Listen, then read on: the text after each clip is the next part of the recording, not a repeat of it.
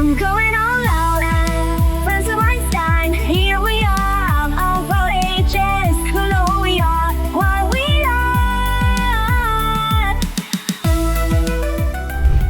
are. Greetings, everyone. This is the Friends of Einstein podcast episode 6. Great to see you guys. Joined today by Jeremy, John, and Ian, special guest Ian. So quickly before we jump in, what is Friends of Einstein podcast? We are here to provide interesting, entertaining, and useful information about Salesforce and all of its AI, including Agentforce, Einstein, prompt engineering, all the pieces that make up the magic. And of course, we sometimes go off script and talk about other people's AI elsewhere, and other corners of the market. But if you are interested in Salesforce and AI, we want to be the place that you tune into. So excellent. Great to have you guys. I'm Mark Brennan. I'm the founder of Cline Labs. We are a relatively young Salesforce partner company. My third time around doing this. And we specialize in Agentforce while, of course, doing all of the core products. Next thing, over to John. Awesome. John Cline here, 24-year expert in the business. I'm a Salesforce architect, and I focus on kind of people-first concerns in the age of AI. Awesome. Jeremy? Thank you, Mark. I'm Jeremy Ogden. I'm a project lead with Torrent Consulting, focusing on implementing customers' Salesforce solutions and managing those solutions as well, specializing as well in AI as well, certified AI specialist and data cloud consultant as well. So happy to be here. Good to have you on here. And today we have special guest Ian from Elements.cloud. Ian. So hi there. Elements.cloud, an ISV, we're a software vendor. I'm the CEO and a co-founder. So I guess we're going to chat about the products a bit later maybe, but just about me, 3 numbers, 10, 20, 30. So 10, I've written 10 books, also spent 10 years as an Accenture partner. 20, so 20 plus years as a Salesforce customer. And 30, I've spent 30 years on my soapbox talking about why business analysis is important. And my view is even more important in the agent world. So I'm still relevant, which is amazing. Fantastic. Can't wait to get into what you guys are bringing to the world. Fantastic. All right, guys. Well, what we're going to do is kick off with a little bit of usual story. We're going to look at the market, or what are the trends that we're seeing. A little bit of backdrop. Fiscal year 2025, Salesforce's FY ended January 31st, as most people know. They did 38 billion, I think 37.9 billion, 9% year-on-year growth. So Agentforce numbers, as reported just today, actually, but going back just to kind of fit it into the end of the fiscal year and the beginning of this new fiscal year 2026, they stand at 5,000 deals closed, and 3,000 of those are paid. Quick pause on that. What do you guys think? Where are we with that? 3,000 out of 5,000 are paid. That's a lot of not paid deals. Well, I think it was pretty wise from my perspective, seeing how Salesforce, essentially prodded people through accelerators and kind of other incentives to take a chance, right? To take some risk and to find great stories for ROI. So I think it was a pretty wise move, and I'm glad that they disclose that that's the case as well. Agreed. We'll get into a little bit the market reaction to their numbers, but a few more numbers here in the Salesforce ecosystem. So the Salesforce ecosystem makes $5.80 for every $1 earned by Salesforce. So, the partner people at Salesforce use this number a lot. Sometimes it goes up to $7 for every $1 of Salesforce revenue. What they're saying here is, partners, we need you. Partners are vital to the ecosystem. I think it's true. I generally, in our world, we're not making $7 per dollar of ACV. We're probably making about $150, something like that. But I think there are other corners of market. Can I take us back just to the 3,000, 5,000 number? That is 3,000 customers who have Agentforce as part of a licensing deal. Okay, so that's one thing. 5,000 people who have Agentforce. The numbers of agents being built and the numbers of agents being deployed have not been disclosed. I think there's quite naturally, a massive lag in terms of, yes, I've got the licenses, then I need to work out how to build agents, and then I need to build agents that I can deploy. And I think that's why the consultants are so important, because I think there are a lot of customers who are saying, well, help me through a use case, tell me how to build agents. They're relying on the partner group to start to define what best practice looks like, because at the moment there's nothing coming out of Salesforce necessarily. Plus, the partners are the people who are on the ground.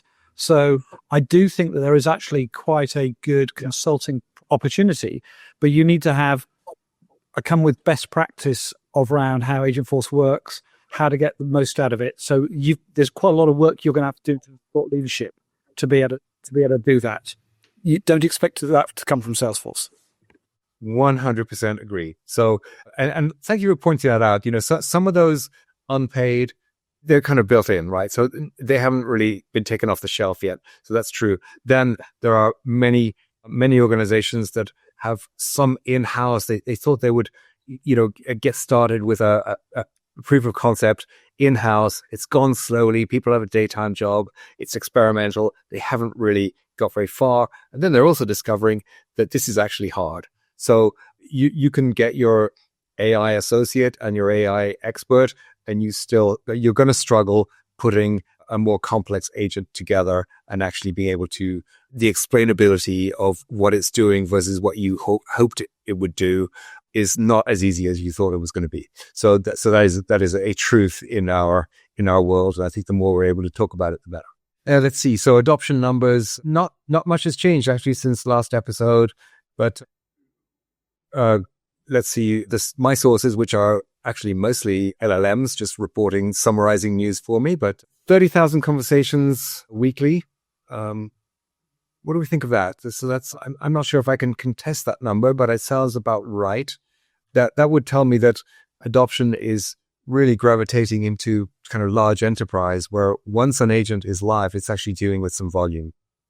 Now, conversations, as we described that is an external facing agent, correct? So that's a billable $2 per conversation, which doesn't include any of the internal agents, which are usually where people start with building an agent. They build, like a cooperative or a collaborative agent with their internal team, right?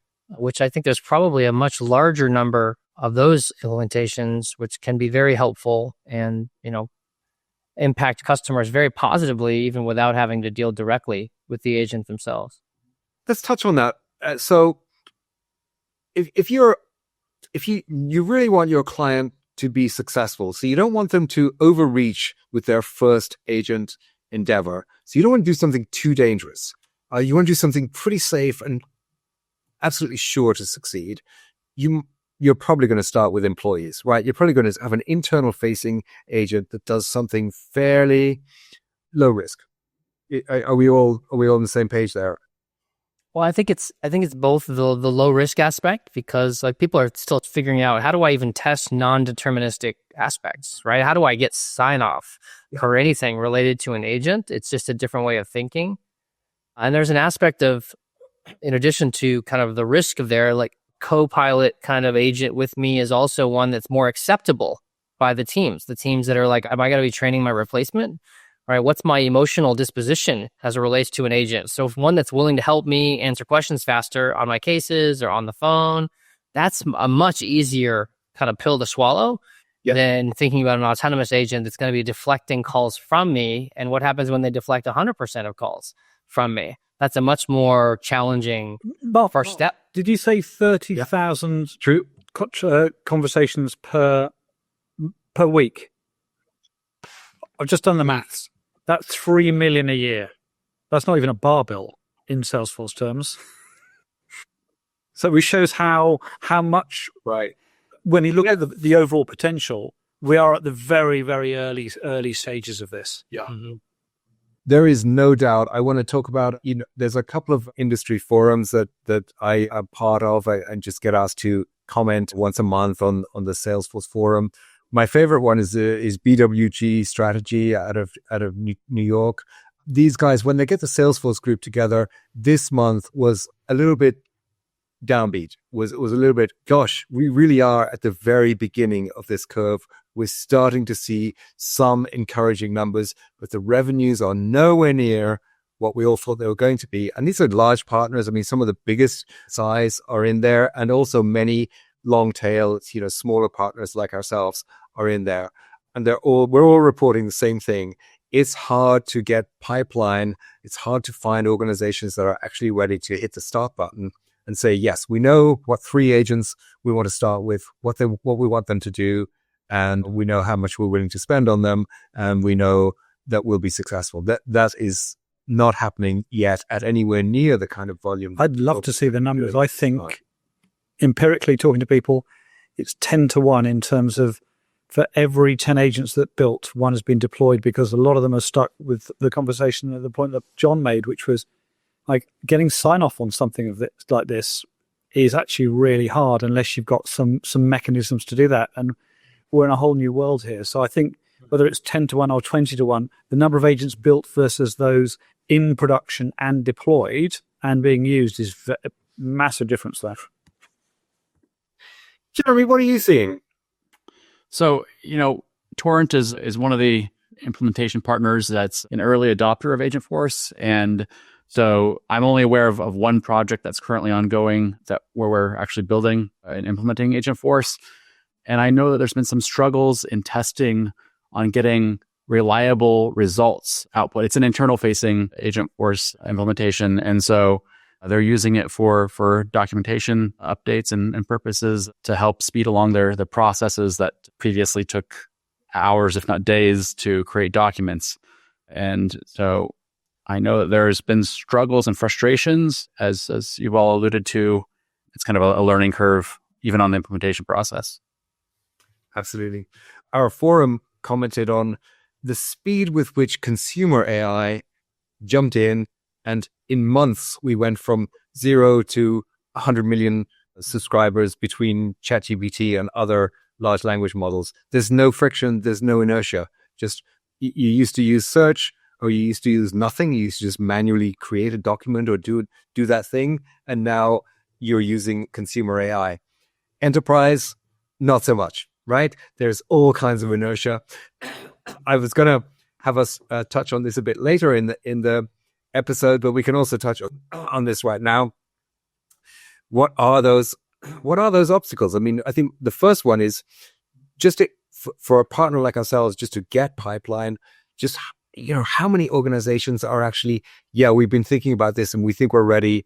Come in and, and talk to us about what you got. We'll evaluate you against a couple of others, and then we'll hit the start button. That's not happening very often at this moment. Just, full transparency. Occasionally we're lucky enough to meet a company that, or have a past client that calls us up and says, hey, can you do this? Great. But other times it's really kind of silence. It's really, we haven't decided what we're going to do. We're not sure if it's on Salesforce. We're not sure if what we haven't really visualized yet is what jobs would these agents do for us, and how would they do them, and how would they hand off back to the human team? It's just very blurry area. Same for you guys? I think the challenge that hit in November of last year is it just kicked up a ton of, basically like it's dust, but it's glitter, it's super shiny.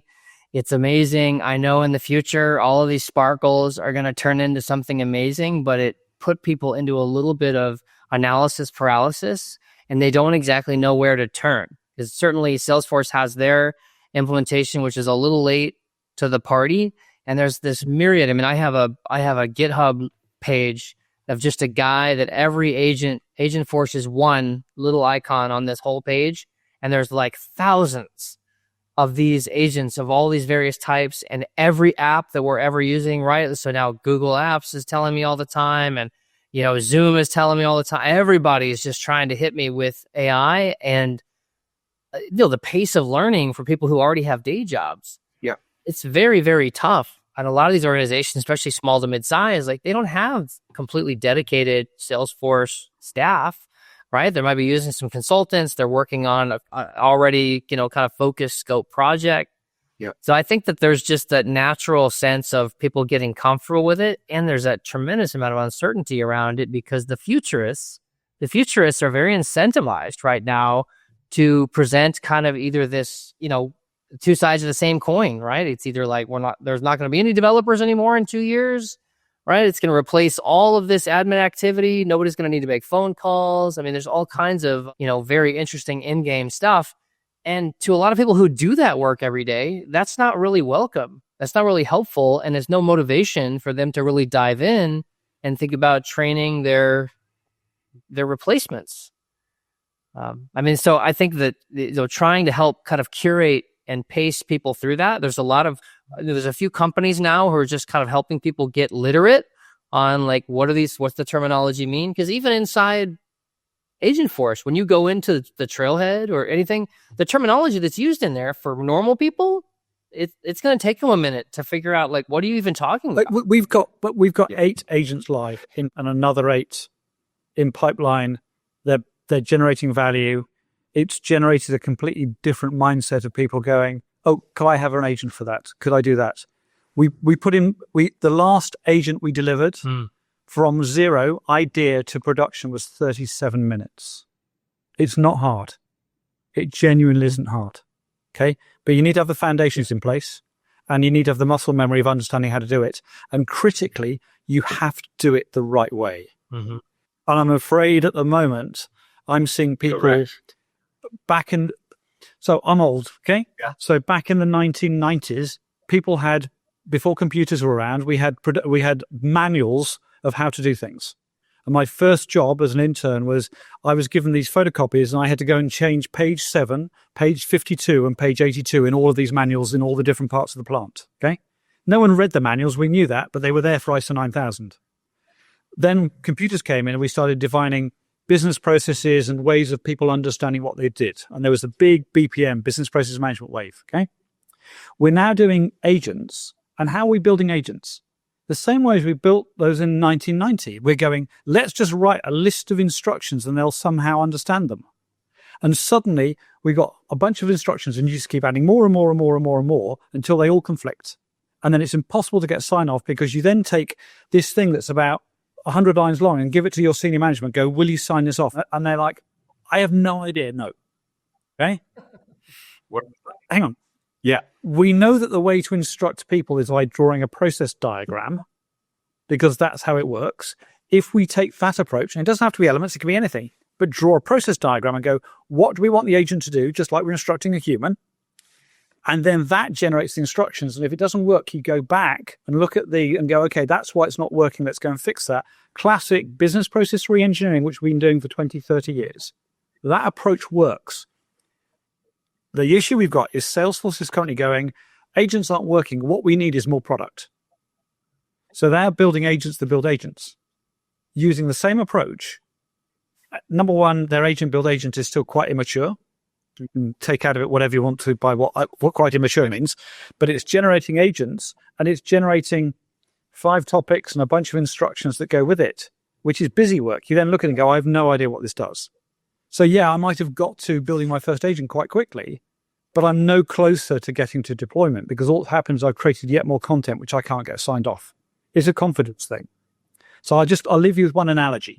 Who's been in a Waymo? John, you and I have. Yeah, you've been in a Waymo. And it's kind of, you get in it and go, this is quite interesting, but you can see where it's going.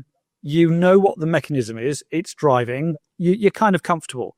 Would you get in a Waymo where all the windows were blacked out? That is what agents are like if you don't have some way of understanding what it's doing. And that's why we're not getting them signed off.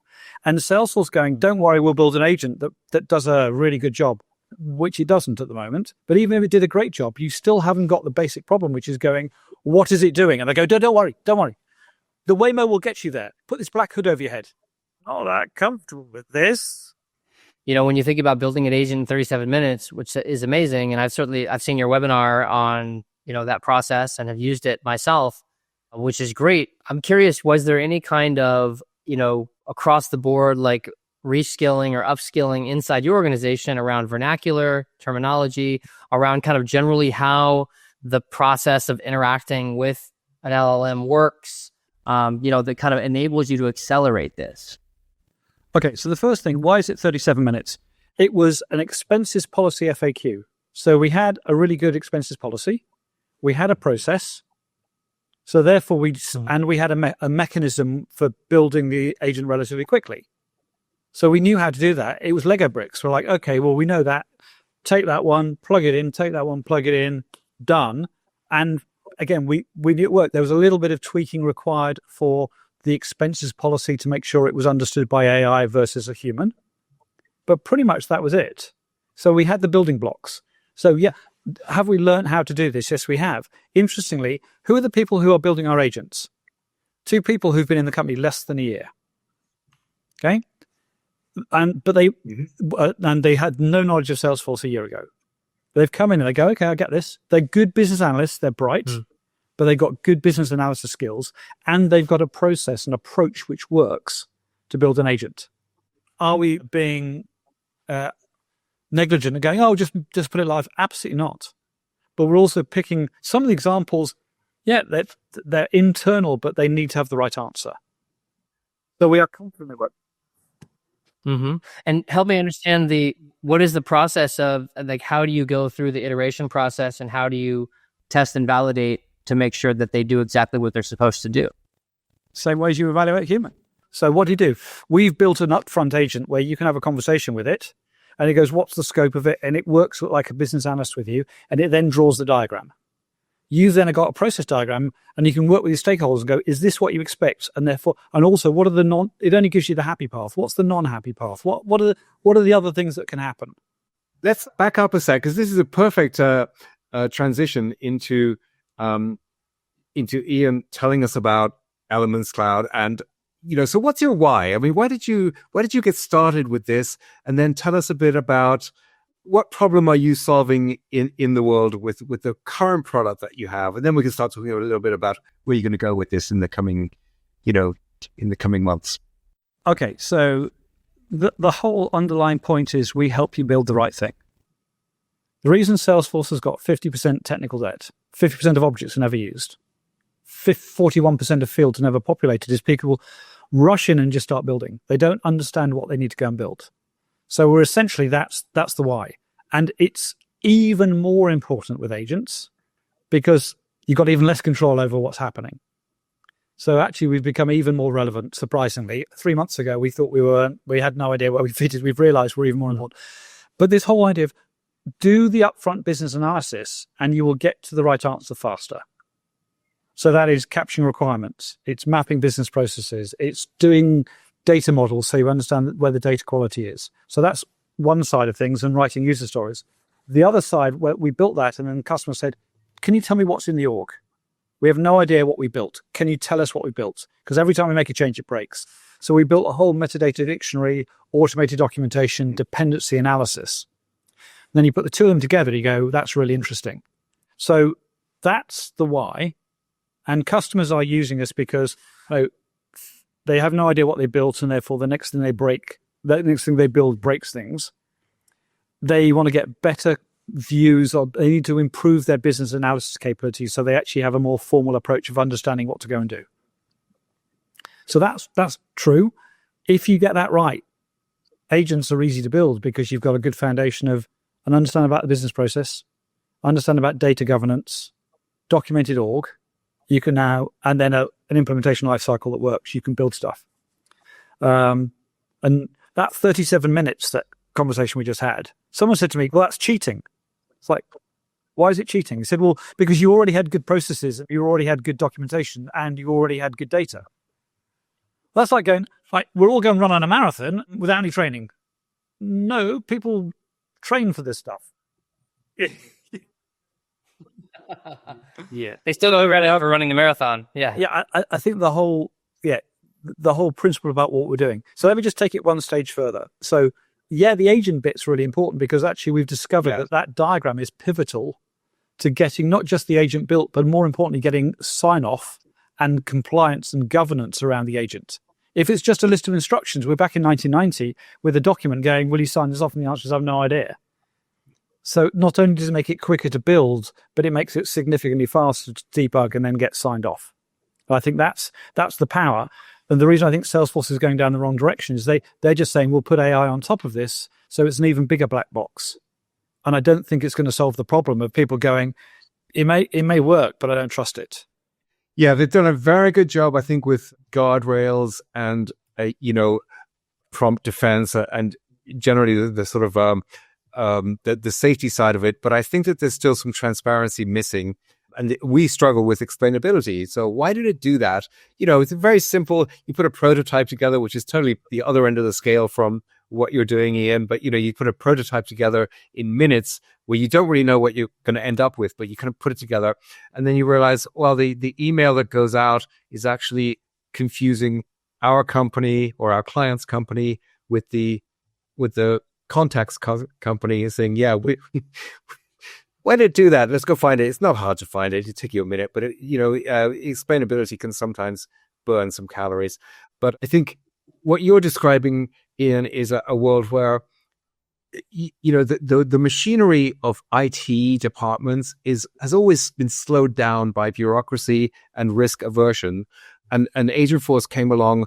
I think Mark Benioff has always tried to grease the wheels of velocity in delivering value. So he's just declared an enemy of the status quo, super slow IT. So let's move it fast. Let's give you tools to go no code. Let's get around all the slow people in IT and let's build things quickly.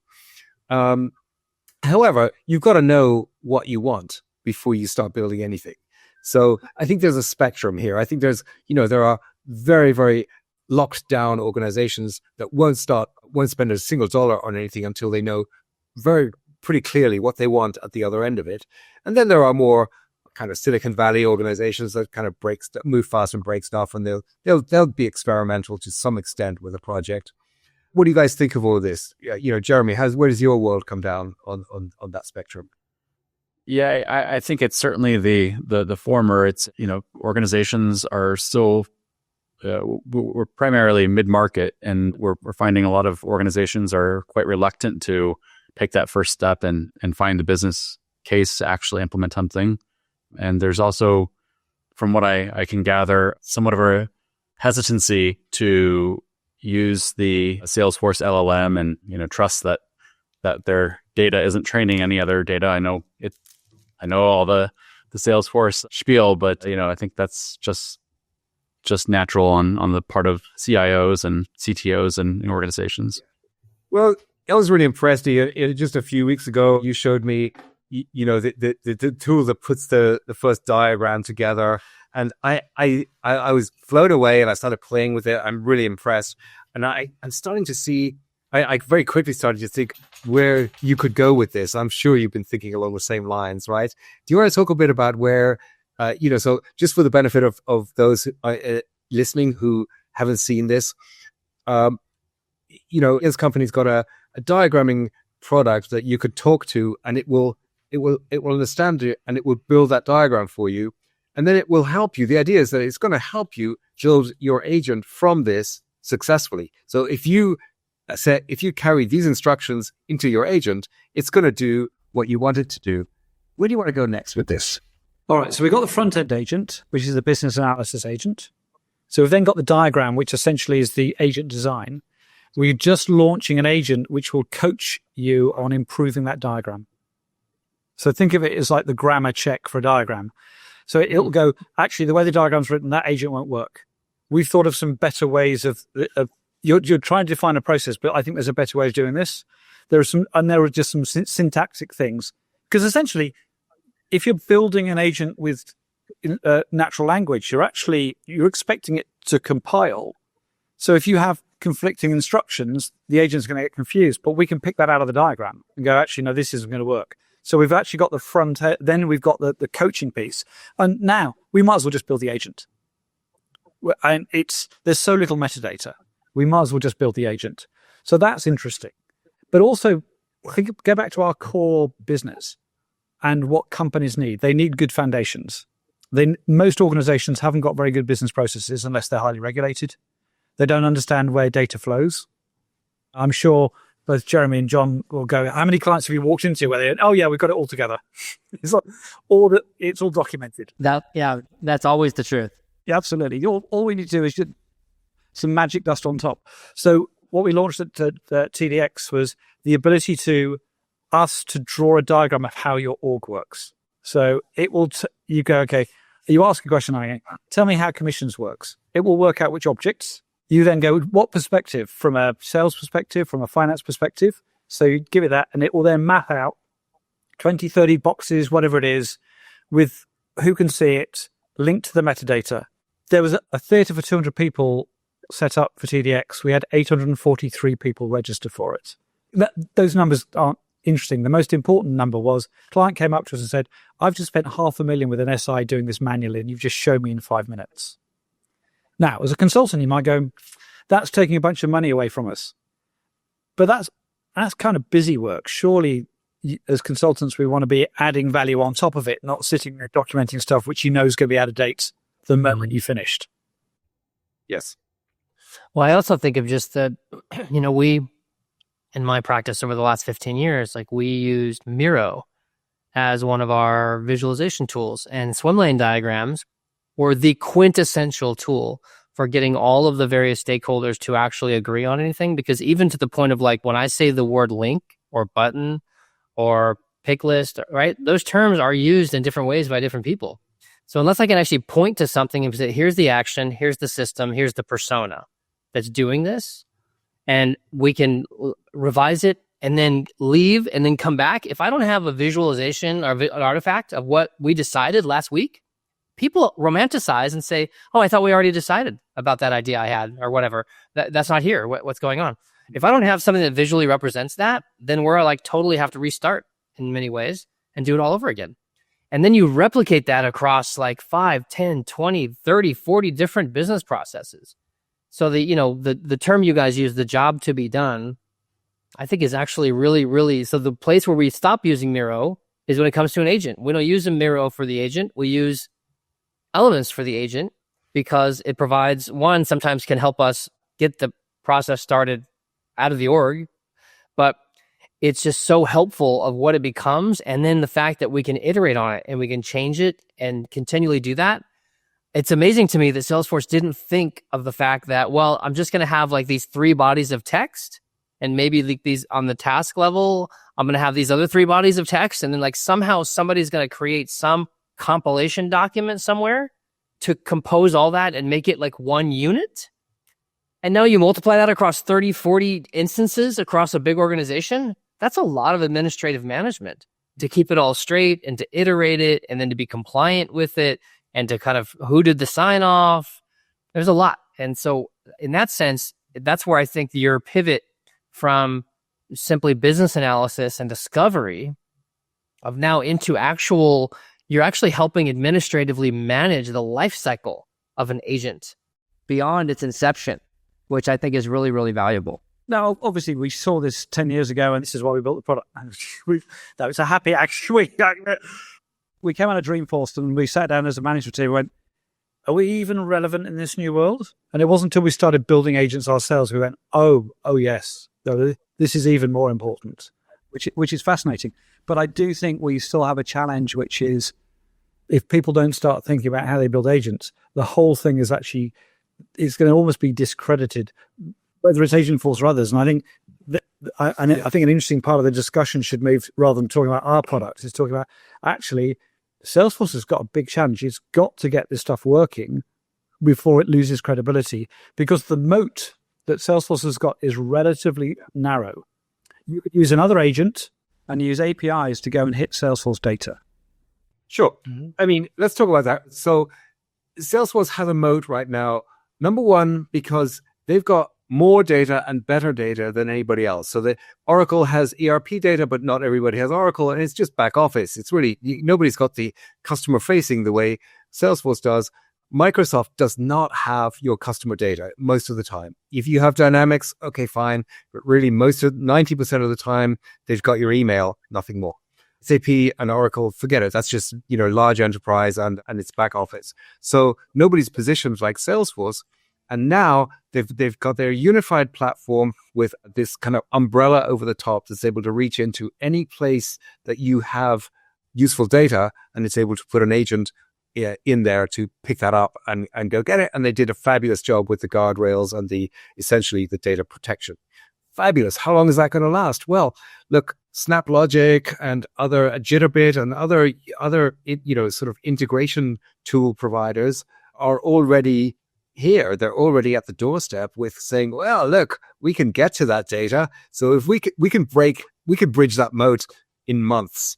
And if they can do a better job than Agentforce from the outside, but with APIs, they've just accessed all your data, which means that theoretically, Microsoft, Oracle, other enterprise software could also do the same. They could actually just bridge the moat. So they could build something better than Agentforce, which my personal view is nobody's done yet, but it's possible. So, I mean, add ServiceNow to that list as well. So, Salesforce has built Agentforce, but it hasn't yet worked out how to implement it. I mean, clearly, I've got a view that says we do, and we're working with some of their largest customers to help them reverse engineer some of their agents to work more consistently. But until at the moment, they are still pumping a whole bunch of trailhead courses based on out-of-date business practices, even from forget the process piece. Even so, the other benefit they've got is like millions of agent blazers, but you've got to train them on what best practices, and things are moving so quickly. They're coaching thousands and thousands of people on how to build agents that kind of don't work reliably. And until we fix that, they're actually making things worse. And they're so desperate to get things out and make them get agents out there. I'm very concerned that the reputation of Agentforce will get tarnished by the current implementations out there. That's right. That could happen. However, Ian, I think what counters that, there's a tide that is going in the other direction, and that is the general market hesitancy. Yes, we think this is cool. We know we're going to do something here sooner or later. Just not this month. Talk to us soon. It's just a kind of there's a latency in the spend that has kind of a carryover from 2024. Is a very tumultuous year for business. I think some of that is still carrying over into today. There's a little bit of a spend freeze mentally rather than, hard freeze. Two is use cases, which I think we're going to talk about next. But, I don't think most organizations, I don't think the C-level at most, especially mid-market companies, really has much of a picture of what use cases they're going to attack first and what they're going to do with those. And then again, I think that there's the risk benefit that they're not quite there yet organizationally in terms of, okay, how much are we going to spend and how sure are we that we're going to get ROI from that spend? Even if it's small, if it's just a POC spend, 50K, 100K as a very small percentage of total technology spend, are we throwing that money away, or are we pretty sure that we're going to see something worth keeping out of that? What other obstacles do we think we're seeing that make, I think the tide kind of counters what you're saying, Ian, that there are organizations that kind of jumped in, built stuff in a hurry. Oh my God, these things don't work. I can't explain why this agent is not behaving like it should. It's because you wrote conflicting instructions and it conflicts with the agent above it that called it. And it's just, it's so complicated so quickly that you don't even know why it's doing what it's doing. On the other hand, for every one of those, I think there's 19 organizations that haven't even built anything yet because they just haven't made the commit. Well, I'd like to go back to Ian's prior comment about the moat. And, we have a team that does Salesforce work for 15 plus years. We also have a team that does work, that Salesforce is maybe one of the stars in the constellation, but we do lots of other platforms too. And so there are many kind of, let's call them AI enablers, like RunBear, and, basically they enable you to spin up an AI tool.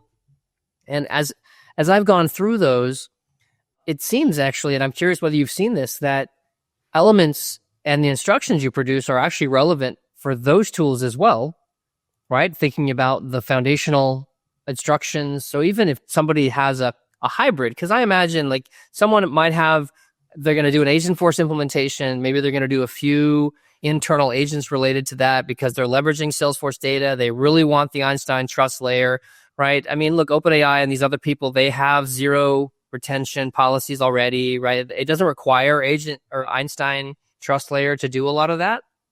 But they might have a hybrid and say, well, we want to use the assistant API over here, or we want to use the graphics imaging API over here. And so you're going to have these hybrid environments where you have Agentforce plus other ad hoc agents because they're becoming so accessible. Even when I need to do a little development, I can spin up Cline, I can spin up Cursor, and I can put together a POC pretty fast and then just have the developer focus on a few finer points at the end around security, maybe a refactor. I'm curious if you've seen Elements kind of tackle hybrid environments like that and help people with non-Agentforce. So first of all, yeah, what we're building is it'll drive anything. And we've already proven it'll work on a number of those different platforms. So first of all, technically, yes, because it's most agents work the same way. You've got scope, you've got description, you've got instructions, you've got actions. That's how agents work. Mm-hmm. We've also been talking to a Salesforce customer who went, we're not 100% committed to Agentforce. Yeah, we've got Salesforce, but we'll design this and then we'll work out what platform to put it on. So hence the moat question, which is you're going, I can get to the data lots of different ways. So we're still a Salesforce customer, we still love it, people bringing it in, but our Agentforce strategy may be determined by, okay, we're not happy about, say, the way Agentforce is working and the trust layer and other things. We'll take another approach.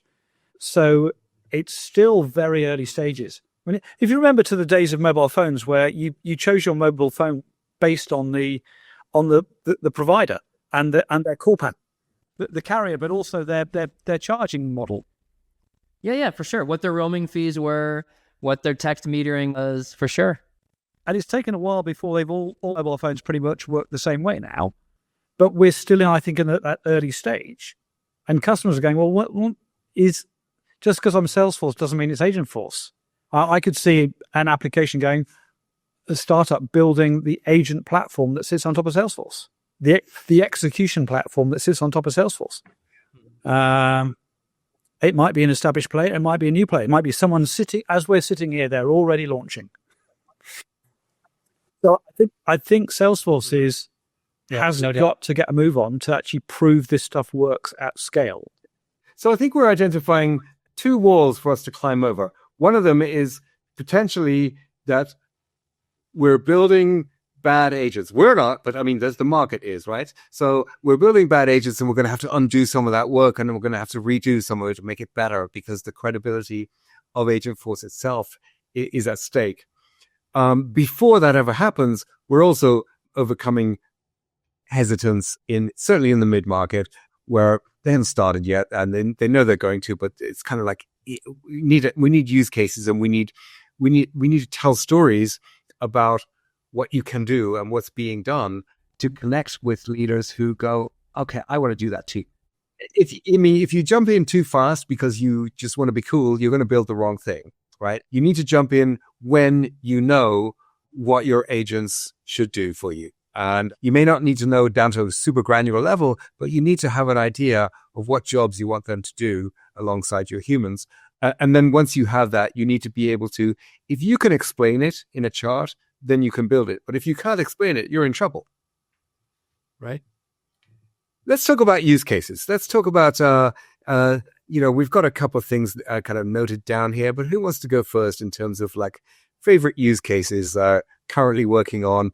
We don't have to mention company names or client names, but what do you guys like that you're working on at the moment?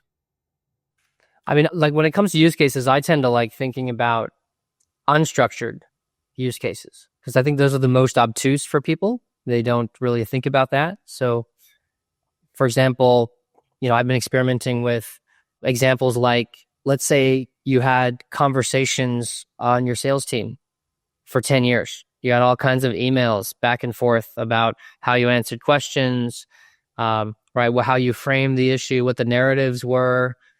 Well, imagine taking all of those email messages and putting them into a repository.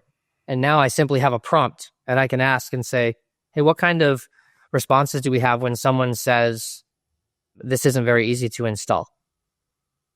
Right? All of my salespeople's insights over the last 10 years all become available to me. And that's not in the database. That's not something that people would commonly think about, but it shows how we can take data that we wouldn't normally think of being a repository and basically turn it into a question and answer system for me. Mm-hmm. Mm-hmm. Good. That's good. Jeremy, what are you saying? Well, like I said, I haven't really seen a whole lot of demand at the moment. I think what I would recommend clients focus on is things like Marketing Cloud, managing the marketing lifecycle, automating campaigns and email cadence and things like that tend to take a marketing team quite a lot of time to put together and manage. If you can put together an agent to handle all of that, that's going to take some time to build potentially, but actually save a lot on the back end. Absolutely. Well, Fernando, who is a frequent guest on here, is really the guy for that. And he's I think his narrative is a lot of marketers have been laid off, or they're less in demand than they were. However, you automate marketing wrong and you end up with very kind of run-of-the-mill marketing. So the opportunity... Yeah, or like massive reputation risk. Oh, absolutely. And so, the opportunity here is to super personalize marketing using everything. All the chats that, all the cases, every interaction that we're aware of in the universe with this person and with this organization can help us to personalize our messaging to them and to personalize the frequency and protect them from, those unwanted. So that's a perfect case, Ian, of do this wrong and you actually hurt your reputation and so build it in a hurry and you're probably going backwards.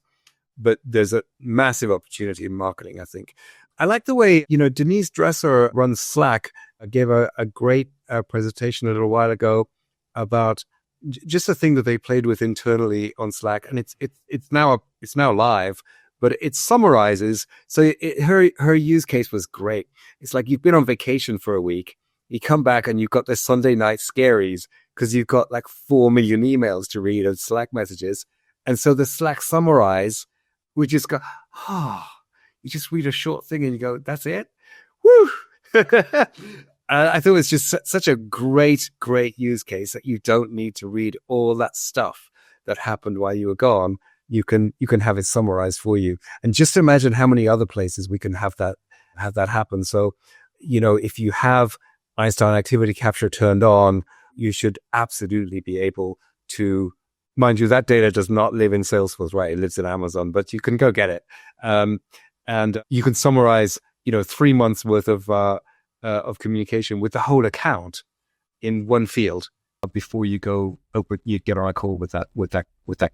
I think a lot of use cases are not necessarily using data that's in Salesforce, but they're using Agentforce as a platform, as the agent platform. So a lot of the early use cases, one of the things is Salesforce Professional Services has licenses. They bought licenses last year for all of their 10,000 people. So we're working quite closely with them on a lot of their Agentforce examples. And I can tell you the vast majority are essentially FAQ of some sort, mostly internally focused. So it could be HR policies, it could be employment policies, it could be customer support databases, sometimes customer facing, but quite often really supporting the agent. So complex case comes in. Could you summarize that, work out what it is, raise a case for me? So a lot of it is the sensible one. The buzzy, high profile ones are the ones actually which are highest risk, and do they work? Are they there? It doesn't really matter. The ones that people are really getting working and grounded are internally facing, dealing with large piles of unstructured data, often making the most of Data Cloud and the vectorized database. Yeah. So we use Intercom for our own internal support. So for customer-facing support, we could move that to Agentforce, but Finn from Intercom does such a good job, and why would we do that? We want to devote our resources elsewhere. But Finn, as an example, we're now at 82% successful completion. Okay, that's different from the Salesforce help numbers. Successful completion. But it's also multilingual. You come and ask the question in French, it will translate it from French to English, read our support articles in English, and then translate them back to French for the person asking the question. fantastic. We just got a new Japanese reseller, TerraSky. And they were like, can you translate all your support materials? And we went, done. Yes, it's done. So those use cases where, now, you also need to make sure that the materials, the documentation you've got has now been written, or at least you've sanitized, made sure AI can read it. There's no nuances, there's no assumptions. You need to make sure you've taken a look at it. But if it's well-written documentation, that's a very easy benefit you can get there. And I think the example you gave, which we only have a pilot kind of in progress right now, but going from the kind of FAQ or referential data side, which I think is really powerful. There's a ton of documents and all sorts of things that just don't get any play because there's too much friction in actually keeping it up to date, getting it in front of me, right? It's just another thing I have to open on my screen, but putting it into a prompt and now combining it. So there are tools, for example, that will aggregate. They start on the developer side, but I think they'll come over to service pretty quickly. They're aggregating stuff from your Jira, from your Slack, from your Confluence, from all these different areas, from your Git pull requests and from the repository and all of this. And it can even compare images. You can upload a screenshot to say something like, hey, don't we have something that looks like this? And it'll highlight to say, well, you actually had an idea 2 years ago, and here's the ticket, and it's still in the backlog, but you might want to check it out. That's really powerful visually. I think the next layer would be, well, what if we could take that information and now I can essentially coach and evaluate my team on how they're going to best use that. So Ian, you had this example of the sales process evaluation tool, right? Where hey, we have a sales process, we're going to go through and evaluate, here's a call, how did that call go against our evaluation tool? And in these 3 areas, here were your grades, A, B, C. Okay, great. Where you got a C, can you go through that some more because I want to bring that up to an A? I think there's a ton of opportunity on that existing data, product data, prior ways of handling objections, ways of getting, first call closing, all that kind of stuff that AI can help us to get better at that using the same information we already have, but just creating a little bit of kind of a rubric or evaluation scoring tool around it. But also pick examples that are non-deterministic. At the very beginning of the call, Mark, you talked about how quickly people got inspired by ChatGPT. Okay, you give it 3 lines, it writes a poem. Okay, is the poem right? It doesn't matter. Okay. But if you're using an agent to go and book a call or reschedule your flight, it kind of matters. Okay. Now, coaching someone on a sales call, does it have to be exactly right? No.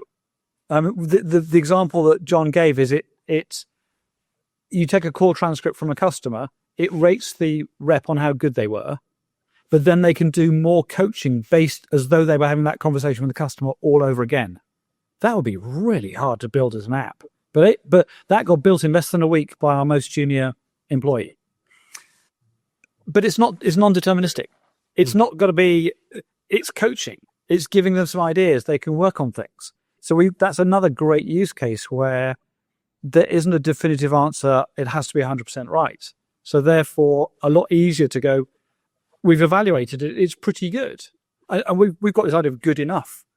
So when you hire a person, you don't go, I'm going to hire Jeremy, but he has to be 100% correct on everything. No, he's good enough. He can do a decent enough job because that's what an agent's doing.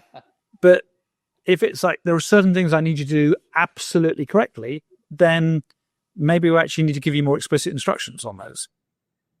So there's a balance here. I really like that. That's really using some of the power of AI that I think the enterprise world hasn't really woken up to yet. So, consumer AI has absolutely woken up to using LLMs as a therapist. So that it's been written about everywhere where people just open up a model and say, I'm feeling down about my girlfriend. And they just get this generic, it doesn't know you very well at all. You could tell it a few things about yourself, but then, the person goes away. They've basically got 5 minutes of free therapy. Now, how about that in the workplace where I'm a seller and I'm feeling down about this account I've been trying for 3 months, and you're just getting this non-deterministic encouragement on what you could do next to get this account to light up. And Uh, and that's I don't think we're hearing that very often, are we? I haven't had any clients even imagine any of that yet. What about coaching? How many times have you had to sack people? How many times have you had to have that difficult conversation with somebody? Now, if you're, I mean, fine, we've been around a long time, so we've had those conversations a lot. But if you're a new supervisor and you've got a sexual harassment problem, or that you have to deal with, or you've got a performance issue, you could do role plays against anything in the privacy of your computer, and you can run scenarios, and so you're feeling a lot more comfortable about it. These are the things which I think we're missing out on. Like, I think a great AI use, when people go, hang on, the robots are going to take over. Elderly care. Do you remember the film Her, where the guy had an online girlfriend? Yeah. And she knew everything about him, and they got to know each other really well, and laughed at his jokes and knew what he liked, and he just went over time. And there's a point in the film where everybody's, you've got to ask this question. It's like, how many other boyfriends have you got? She went, 18,370,000. And you could see him go, oh, really? But from elderly care, where they want to chat about stuff, and over time it knows no more about, and you might go, well, that sounds a little bit cynical, but actually, not in replacement for me, but actually they go, I just would like to have a chat about, what do you know about, New Orleans jazz? Yeah, about learning. Like, hey, help me understand, or honestly, I mean, I've not thought about that, because like when my dad was in, he was in an assisted living place for 6 months, and thank God, like he found some friends in there, because when he wanted to live at home, he was alone. And so it's actually beautiful, because even if it is with you, it can't be with you 25 hours, 24 hours a day. And just thinking about, him thinking about, well, let's talk about the Beach Boys. And he wants to go have a conversation. I don't even know that I would know what he would want to talk about, but boy, AI would. When my mother was alive, she died at 99 about 3 or 4 years ago. But she lost her sight, so therefore she used to do geography quizzes with Alexa. And I remember we walked in, and the kids walked in with us, and she went, "Oh, Alexa, I'd like you to meet Max and Gabriella." As far as mum was concerned, it was her companion. She played geography. She's just another person, and that's not done in an empathetic way. That's really good. We're not pretending, and we are not losing authenticity. Where an AI is helping a human, not replacing the other human, we are doing a good thing. Guys, we're kind of reaching time. 2 questions, and maybe we'll go around and answer both. So A, if you are Salesforce, what do you want to fix or course correct in the coming months? And 2, if you are a C-level leader or a CEO of an organization that hasn't built an agent and deployed it yet, what do you want to do? What should you do in the coming months? Who wants to go first? I'll go first. So my suggestion would be I love the flexibility that Salesforce provides, and therefore the go-to-market is you can do almost anything, and here are the tools. I think they should take their industry's perspective, and I think they should find like the top 3 use cases for agents, internal, external, for every industry that they've talked about, and maybe even some more, and just put it up as a recipe book like they do on the dev side with their LWC components and such. Basically make it super easy to be like, hey, here is a bunch of recipes. They're like not supported beyond what we have here, but you can get them into your org, you can get them into a scratch org, and you can start using them. And this is what we see for all these industries that we work with. Guy had a qualifier. They got to work. They can't be demo bullshit. They can't be. No, they have to. They will work, right? But you got the data is important, and so they should just bundle some data with it. Yeah, but they're hard coded. You're right. They're hard coded. They're not really. They need to be genuinely AI. Even the standard topics only work for the happy path. They've got to be. They can't just be demoware. They've got to be. I think we kind of got away with it when it was the App Exchange. And people go, "Oh yeah, the App Exchange in the early days. Yeah, I see what you're doing. I can take it from here." They've got to bridge the confidence gap. So I jumped in, but the point is that they've got to do it properly. They can't just go. I think I agree with you, but I would say it's the same way if I were to get a flow from Salesforce, right? From unofficial SF.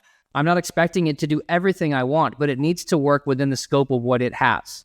And John, what should Salesforce? Sorry, if you're a mid-market leader, you're a chief CTO or chief revenue officer, CEO, what should you be looking at in the next few months? What's your advice? Yeah, I think I would focus on really kind of a two-part process, right? If you don't have a learning kind of system or a kind of upskilling plan inside your organization, I think you need to look at two things. I think you need to look at, right, like really growing an understanding of what our people first dimensions that we really need to lead with. AI makes our humanity so much more valuable, and really leaning into that, and then a complementary thou saying, since we know that's so important, how can AI put a cape on what it is that you're doing and help you to do those people first things more often in deeper ways with more impact on your team?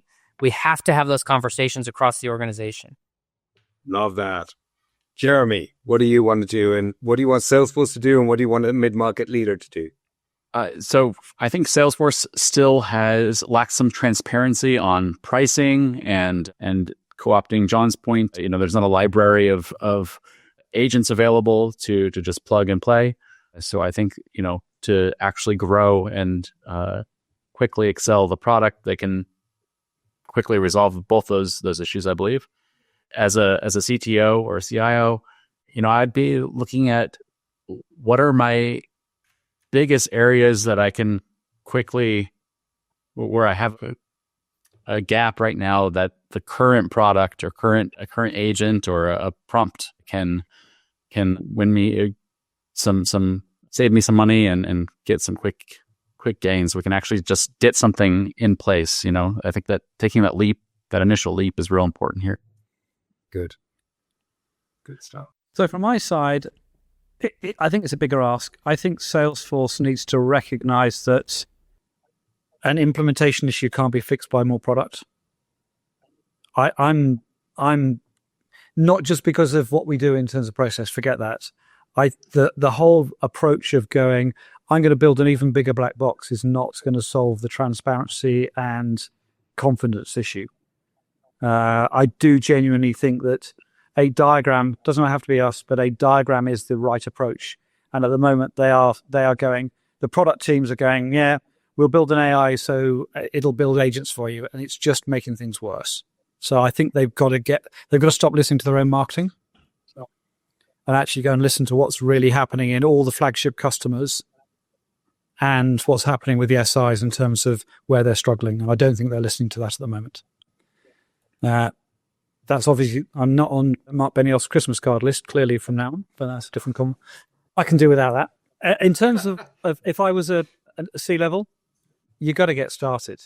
You need to, fine, it's not everybody, build a task force, start building that agent muscle, whether it's a small group, doesn't matter. Don't involve the whole company if you're a reasonable size organization, but you need to get to a point where the default from the teams are, agents should be able to do this, or AI should do this for me, rather than going, I've done this, that was really hard. Oh, wow, an agent could have done it. You need to be thinking agent first. And that's a cultural change. And that's what will drive out the use cases you never thought of, which are hugely beneficial in your organization. And they'll get driven out by people going, oh, I've done that, I could do this. Really good. Really good. Oh, gosh, my turn, I guess. So I think, what I want from Salesforce is probably very close to what you guys have already mentioned. I think the confidence in the visibility inside, into the agent behavior needs to improve. However, we're all getting better every day. So I think our ability to explain is improving every day. So even if the product doesn't move too much in our direction, I think we're going to get there where we're especially if we diagram things like you're saying, Ian, if we start with a blueprint, we're much better positioned to get good, predictable results. I think what I would love Salesforce to do is to think about all of the organizations that haven't really got started yet and go talk to the golden hoodie people in those companies. Go talk to the Salesforce geeks. Go around the stalwarts and the slow movers at the C-level. If they're not really moving, if there isn't a champion in there, go talk to the golden hoodie and ask them what the organization looks like and see what you could prototype to show them, to tell them a story that is attached to their own organization. And in the other part of the part B of that is what would I like the C-level person to do is go listen to your employees who are more future focused and go ask them, what do you think is a good idea for our organization? I think that generally, the reason I'm not working for a bigger corporation is the lack of flow of ideas from visionary people further down up to the people who actually have their hands on the levers. And it's kind of depressing sometimes how often they're not listening. And when you watch giant companies be out innovated by tiny companies, you go, I'm in the wrong place. And so that's really what I would like is it's kind of two sides of the same story is go talk to your forward-looking innovators. I mean, probably they're a golden hoodie, but they might not be. There might be just somebody inside the organization who's just looking around the corner to see who do we need to be next year, and go ask them what's possible, and then go figure out if you can build it. So that's where we are. Guys, I think we're at time. We've done I really had fun today. Really enjoyed hearing all the ideas. Great to have you, Ian, and come back anytime. The paycheck's not very good, but that's okay. We're having fun here. And so, folks, please send us your questions, suggestions, requests in the comments below. And thanks again for another fun episode of Friends of Einstein podcast.